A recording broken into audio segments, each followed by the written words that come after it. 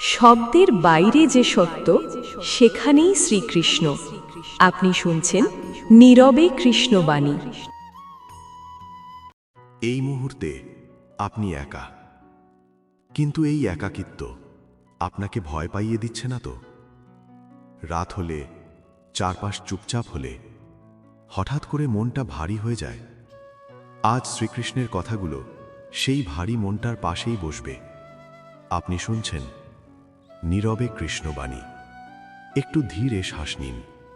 এই কয়েকটা মিনিট নিজের জন্য রাখুন। একাকিত্বের সত্য।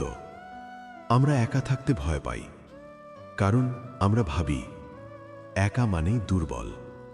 কিন্তু শ্রীকৃষ্ণ বলেন, একা থাকা মানে শূন্য নয়, একা থাকা মানে নিজের মুখোমুখি হওয়া। যখন কেউ পাশে থাকে না, ঠিক তখনই আমরা নিজেদের আসল চিনতে পারি।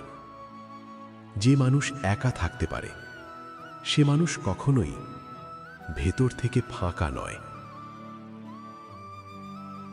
ভয় কোথা থেকে আসে? ভয় আসে ভবিষ্যৎ থেকে। যদি এটা না হয়, যদি আমি ব্যর্থ হই, যদি কেউ না থাকে। শ্রীকৃষ্ণ বলেন, ভয় বাস্তব নয়, ভয় কল্পনা। ভবিষ্যৎ এখনো আসেনি, তবু আমরা আজই তার কষ্ট বইছি।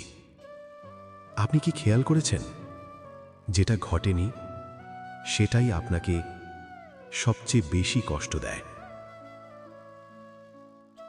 গীতা বলে, আপনার সবচেয়ে বড় যুদ্ধ বাইরে নয়, এই যুদ্ধ আপনার মনের ভেতরে। মন কখনো বলে তুমি পারবে না, কখনো বলে সব শেষ। শ্রীকৃষ্ণ বলেন, মনকে শত্রু বানাবেন না, মনকে বন্ধু বানান। যে মানুষ নিজের মনকে বুঝতে শেখে, সে মানুষ অন্য কারো উপর নির্ভর করে না। ছেড়ে দেওয়ার শিক্ষা। আমরা অনেক কিছু ধরে রাখি, পুরনো কষ্ট, অপূর্ণ কথা, ভাঙা আশা। শ্রীকৃষ্ণ বলেন, যেটা ধরে রাখতে কষ্ট হয়, সেটা ছেড়ে দেওয়াই বুদ্ধিমানের।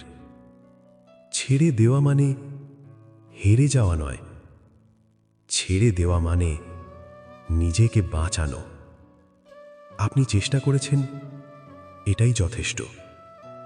এখন নিজেকে প্রশ্ন করুন, আমি কি এমন কিছু ধরে আছি যেটা আমাকে প্রতিদিন একটু একটু করে ভাঙছে? যদি উত্তর হ্যাঁ হয়, আজ রাতে ওটা শ্রীকৃষ্ণের হাতে তুলে দিন। নিজেকে বলুন, আমি একা নই, আমি পথহীন নই। একাকিত্ব আপনাকে দুর্বল করে না, এটা আপনাকে গভীর করে। ভয় আপনাকে থামায় না, এটা আপনাকে শেখায়। আর আপনি কখনোই একা নন।